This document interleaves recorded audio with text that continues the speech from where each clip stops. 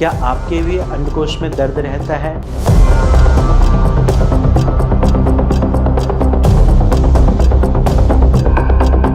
जब आप अपने टेस्टिकल को हाथ लगाते हैं वहाँ पे गुच्छा जैसा फील होता है?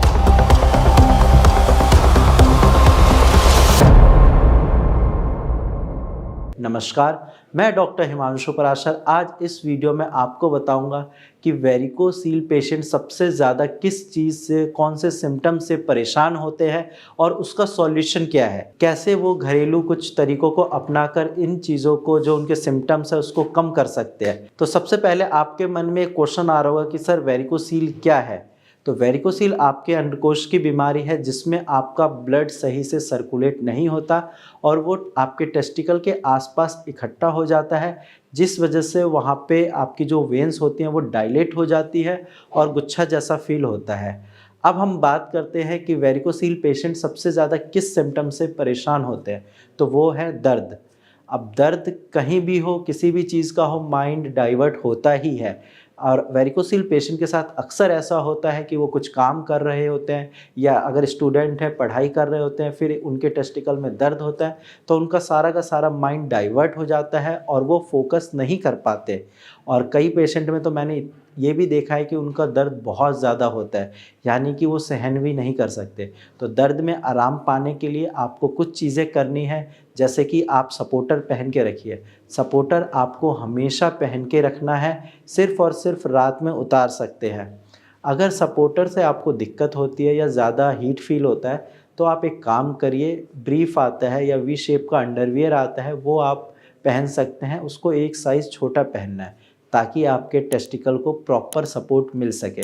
इसके साथ साथ आपको एक और चीज़ का ध्यान रखना है कि कोई भी भारी सामान नहीं उठाना है। अगर आप जिम जा रहे हैं तो जिम को बंद कर दीजिए कुछ टाइम के लिए, क्योंकि जब आप भारी सामान उठाओगे आपके लोअर एब्डोमेन पे प्रेशर पड़ेगा।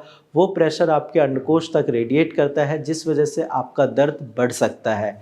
थर्ड पॉइंट है, अगर आपको कब्ज़ की दिक्कत है तो आपको अपना कॉन्स्टिपेशन ठीक करना पड़ेगा, क्योंकि जब आप मॉर्निंग में पेट साफ़ करने जाओगे, एक्स्ट्रा प्रेशर लगाओगे, वो प्रेशर आपके लोअर एब्डोमेन पे पड़ता है, फिर वो टेस्टिकल तक रेडिएट करेगा, फिर आपको पेन की दिक्कत बढ़ेगी। तो इन चीज़ों को अगर आप फॉलो करते हैं, अपनाते हैं, तो आपके पेन में आराम मिलेगा।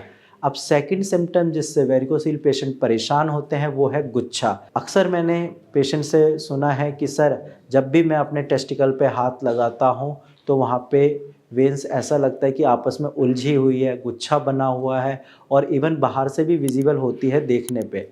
तो ऐसे केस में आपको सबसे इम्पॉर्टेंट चीज़ है सपोर्टर पहनना है, क्योंकि गुच्छा में भी आपके टेस्टिकल या स्क्रोटम का साइज़ बढ़ जाता है, वेट बढ़ता है, तो वहाँ पे हैंगिंग की प्रॉब्लम हो सकती है और फिर दिक्कतें और बढ़ेगी। तो सपोर्टर तो बिल्कुल आपको पहनना है। दूसरा तरीका है आइस मसाज। आइस मसाज करने के लिए आप अपने फ्रिज से 4-5 बर्फ़ के टुकड़े लीजिए, उसको किसी कॉटन के कपड़े में अच्छे से लपेट के अपने अंडकोश के आसपास 15 से 20 मिनट रखना है। ये अगर आप दिन में 2-3 बार करते हैं आइस मसाज और सारी चीज़ें जो मैंने बताई हैं, तो आपके पेन में भी आराम मिलेगा, आपका गुच्छा भी कम होगा। लेकिन ये सिर्फ कुछ पल के लिए है, कुछ टाइम तक आपको आराम मिलेगा।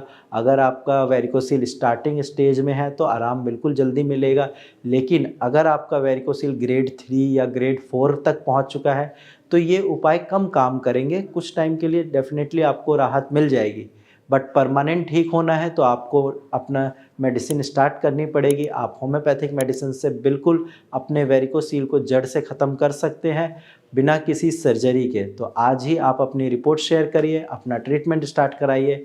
आज की वीडियो में इतना ही, धन्यवाद।